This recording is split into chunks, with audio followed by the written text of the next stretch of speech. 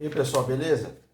Mais um vídeo da série de vídeos sobre o fisiculturismo e hoje um fisiculturista chamado Pete Grinkowski.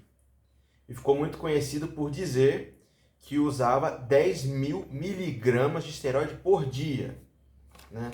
É uma quantidade absurda, seria uma quantidade absurda até por semana, né? Muitos acham absurdo, muita gente dando 4.000 de testosterona e ele alegava que usava 10.000 miligramas por dia. Né? Isso daí daria 70.000 miligramas de testosterona por semana. Né? Mas aqui alguns dados aqui. Em 16 de janeiro de 2017, tinha um site que dizia que ele tinha 71 anos. Então ele nasceu em 1945 ou 1946. Hoje ele deve estar com 77 ou 78 anos. Está muito bem.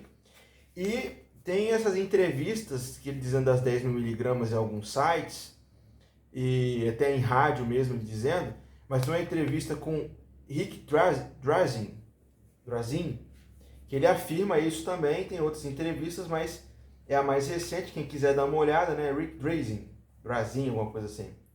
Tá? O Pete, ele foi Mr. America, Mr. World, patrocinou o UFC do 1 ao 3 e foi dono da Gold's Gym de 1979 a 1999. Aí as 10.000 miligramas, né? De 3 a 6 semanas antes da competição, ele ia de 3.000 miligramas por dia, que já era um absurdo, né?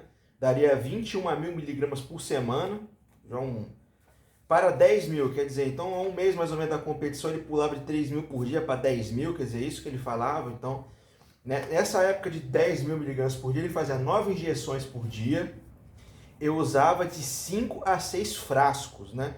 E isso no começo da década de 70. Então eu não duvido que nessa época muitos usassem muita coisa, que esse negócio de old school usa pouquinha coisa, não sei o que, não. Os caras faziam dieta? Faziam. Os caras eram dedicados pra caramba? Eram muito dedicados. Treinavam que nem uns condenados, treinavam muito pesado, treinavam muito, mas usava muito hormônio também. Agora, essa quantidade que ele passa aqui é uma quantidade ridícula, né?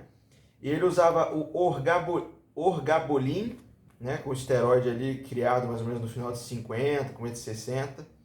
Dois tipos de testosterona diferentes, não disse quais, Anavar e Nilevar, né? Esse Nilevar ele foi comercializado em 56, mais ou menos na mesma época, um pouco antes do Dianabol, mas o Dianabol ficou bem mais famoso, uma costa leste, oeste, alguma coisa assim. Aí ele usava por dia, diz no site lá, 2 a 3 frascos de Winstrol, Maxibolin e Anavar, né? Então, não sei essa informação, muito absurdo. Aí ele ficou mais de um ano usando altas doses, tinha 118 quilos. Aí o doutor Horowitz, da Polônia, dizia para ele usar altas doses para manter os receptores abertos. Tá?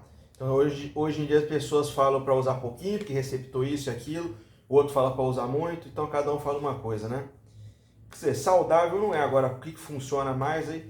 Então ele usava altas doses de 71 a 73, foi o pico das doses dele. Ele, igual eu falei, começava com 3.000 e a 10.000, usava Clomid Nova Aldex e bebia suco de beterraba e cranberry para lavar a bexiga e fígado e manter os níveis de ácido baixos. Seu tio e sua irmã, ambos médicos, disseram que a superdosagem de esteroides o protegeram e que ciclos causavam deficiência nos órgãos, entendeu? Então cada um fala uma coisa mesmo, entendeu? Teve um médico que disse que Beagles, né, aquela raça, né, Beagle, usava 3.000 miligramas por peso corporal por dia. Ele disse isso numa entrevista, que um médico disse isso para ele. Então, se o peso do Beagle é 10 quilos, eles usavam 30.000 miligramas por dia, e a curto prazo, sem colaterais. Então, é muita coisa absurda, né? Aí, uma época, ele dizia que ele comia hambúrguer do McDonald's que estava no lixo, dormia debaixo de um pier para usar 10 miligramas de esteroides e toda a maconha que pudesse usar, e lavava as roupas no mar. Isso no início da década de 70, mais ou menos. Quer dizer, isso está na entrevista. Você pode procurar essa entrevista que fala esse pedaço específico aí na internet, é fácil de encontrar, tem muita informação, até algumas que eu não coloquei aqui, e também tem a entrevista com o Rick. No começo de 70 enviaram 12 caixas para ele, cada uma tinha 120 frascos de Anavar, 100 pílulas por frasco. Agora quantas miligramas, não sei, será de 5, de 10. Eram 1.500 frascos de Anavar.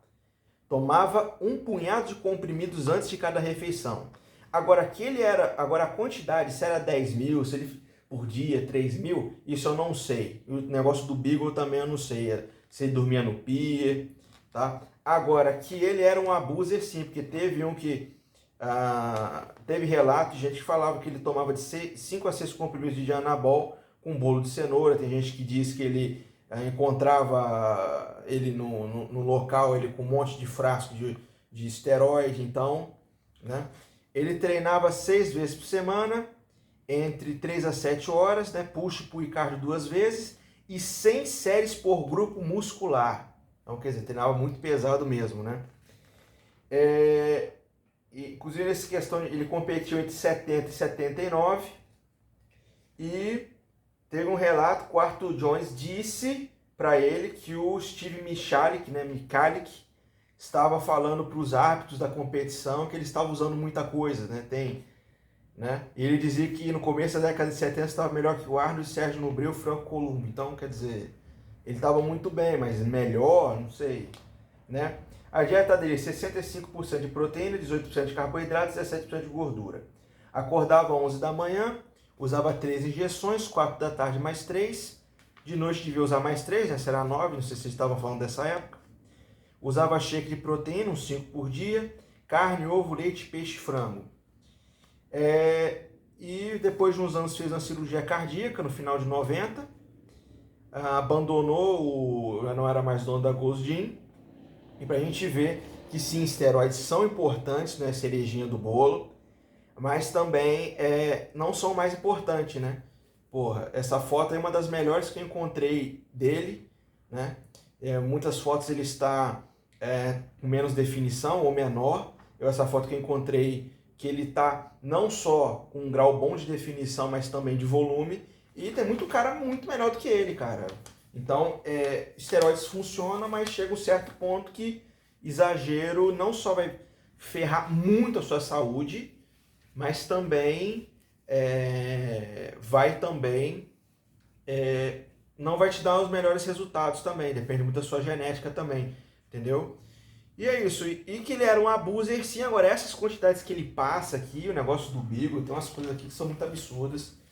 Eu fico muito com o pé atrás, mas aí fica a cargo dele, né? E inclusive não faz muito tempo, né, até que o Rick morreu.